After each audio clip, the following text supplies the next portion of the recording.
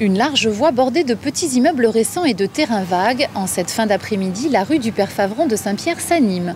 Au bout, la moderne église de la Ravine Blanche se dresse, comme pour veiller sur le quartier. Veiller sur le quartier ou rappeler la mémoire du Père Favron? Est-ce que vous savez qui était le Père Favron? Non, malheureusement, non. Ah ben, j'étais prêt. Un prêtre catholique? Un fondateur. C'était un prêtre qui avait créé un orphelinat au premier début. Hôpital des vieux, là.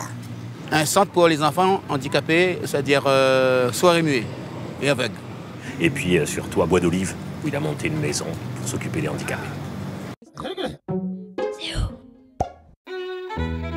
René Jean-Baptiste Favron est né dans une modeste famille près de Saint-Malo en 1911. Entré en 1929 dans la congrégation des eudistes, il est ordonné prêtre 10 ans plus tard. La même année, il est attaché au diocèse de La Réunion. C'est à Saint-Louis, en 1946, que débute son œuvre. Dans le garage de la cure, il installe le premier hôpital. L'Union catholique de Saint-Louis est née. Elle deviendra plus tard l'Union des œuvres sociales de La Réunion. Malgré une santé fragile, le Père Favron sillonne l'île à moto et ne s'arrête jamais. Des quêtes d'église en église lui permettent d'ériger de nombreuses structures. En 1953, le foyer Albert Barbeau voit le jour à Bois d'Olive.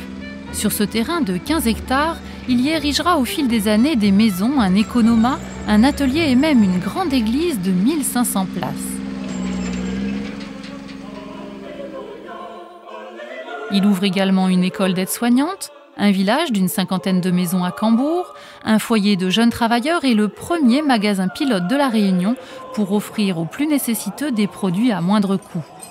En 1957, le centre de rééducation pour jeunes aveugles et sourds est transféré à Sainte-Marie. Il est dirigé par des religieuses que le père a fait venir un an plus tôt de Marseille. Le Père Favron décède en 1968 à Nantes. Il repose à Bois d'Olive.